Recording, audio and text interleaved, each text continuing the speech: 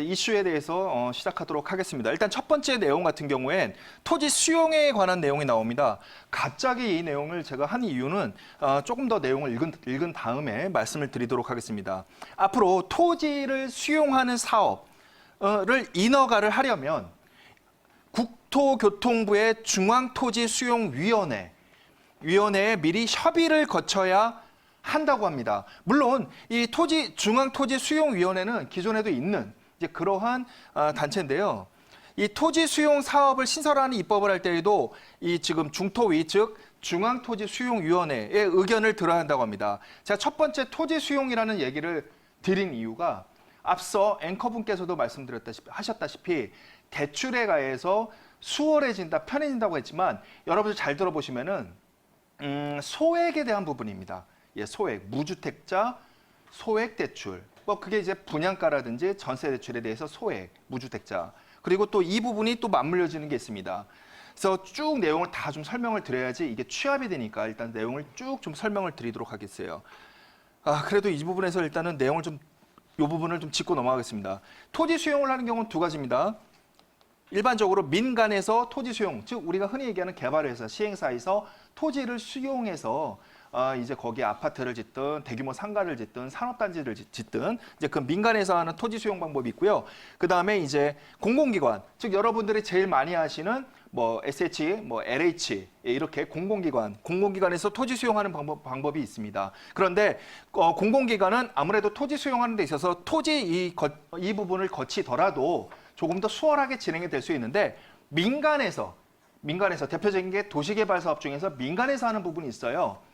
토지 수용을 이렇게 대규모로 할 경우 이런 토지 수용회를 거친다면 굉장히 까다롭게 됩니다. 즉 사업이 점점점 루즈하게 진행이 되죠. 사업 기간이 길어진다는 얘기입니다. 그렇게 되면 민간에 대한 분양분이 줄어들 거고 그러면은 대부분 이쪽으로 많이 쏠리겠죠. 공공기관에서 분양하는. 최근에 3기 신도시, 그전에 2기 신도시 이 부분과 맞물려서 생각하면 됩니다. 결과적으로 이쪽을 공공기관 쪽을 더욱더 지원을 한다. 예, 그렇게 보시면 될 것 같고요.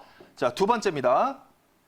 두 번째 보시면은 자, 분양가 심사의 투명성과 위원회 구성의 전문성, 공정성 강화로 위원회 운영의 내실화를 도모한다. 이게 뭐냐면은 지금 분양가 심사 이런 얘기가 심사라는 얘기가 나오면 위에도 마찬가지고요.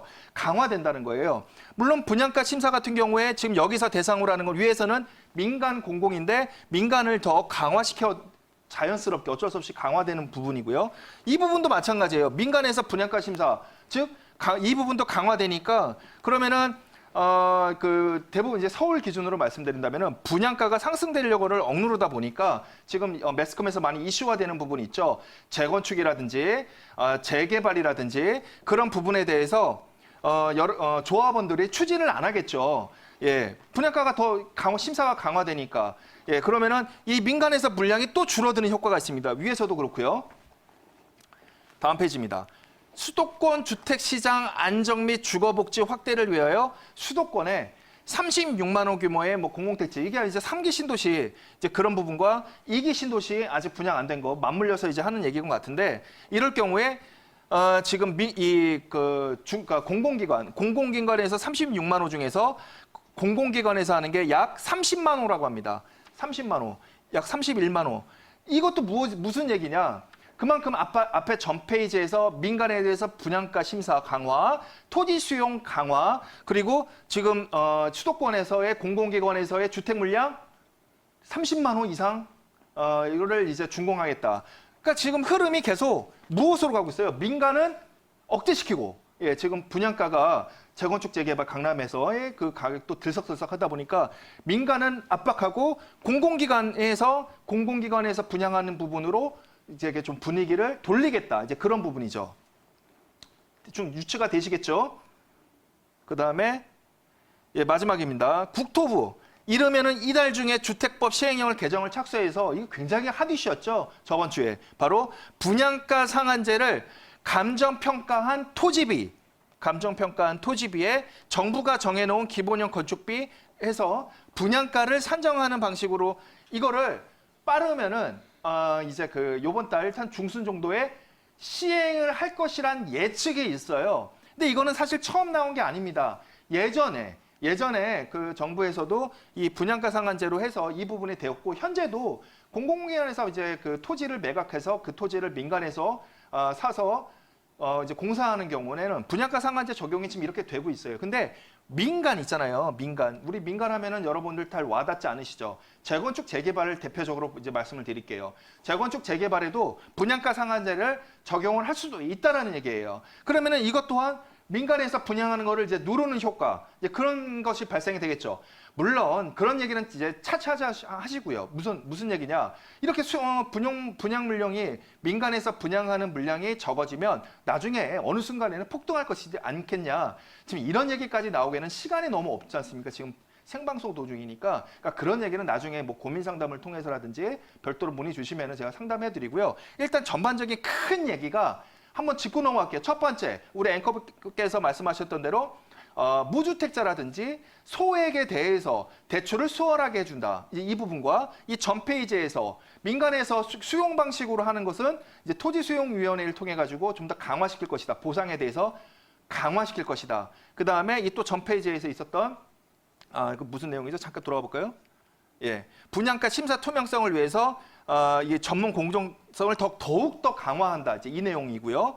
그 다음에 방금 이제 얘기 드렸던 바로 이 두 가지 그 공공기관에서 대폭적으로 분양물을 늘리겠다. 그럼 민간에서는 굳이 역할을 안 해도 된다. 또한 이 분양가 상한제를 지금 현재 LH라든지 해서 분양하는 거에 대해서는 이거 적용하는데 재건축 재개발로 통하는 것은 적용하겠다, 누르겠다. 그래서 흐름을 살펴보려고 하는 거예요. 대부분이 국토부 자료라든지 이러한 지금 전체 연합의 뉴스에 관련된 내용인데, 지금 여러분들은 이 흐름을 따라가신다면 만약에 여기서 힌트 하나만 드린다면 실거주 하시려고 하는 신혼부부 있지 않습니까? 물론 이 단점은 있어요. 이것도 짚고 넘어가야 돼요. 지금 방송 시간에 뭐냐? 지금 서울이라는 게 이렇게 있고요. 경기도라는 게 있어요. 근데 공공기관에서 대부분의 요번에 이제 그 3기 신도시라든지 분양하려고 하는 곳이 대부분 경기도, 예, 경기도에 많이 몰려 있어요. 출퇴근 아무리 뭐 GTX를 가깝게 한다 하더라도 시간이 또 GTX라든지 뭐 광역철도라든지 오래 걸릴 수밖에 없어요. 감안하시더라도 이곳으로 실입주 하시는 분들은 이곳을 선택을 하시든가, 정부에서 분양할 물량들, 예. 아니면 그래도 여러분들은 서울 안으로 들어와야 되겠다. 출퇴근도 그렇고 애들 교육도 그렇고. 그러면 어쩔 수 없이 또 이 안으로 들어와야 되는데 대신에 대출에 대한 규제는 받으실 수밖에 없는, 이 두 가지에 대해 선택의 폭에 대해서 굉장히 머리 아프실 텐데 어쩔 수가 없습니다. 판단은 여러분들 몫이고, 혹시나 전문가를 통해서 조언은 구하실 수가 있어요. 그런 부분은 제가 또 도와드리도록 하겠습니다.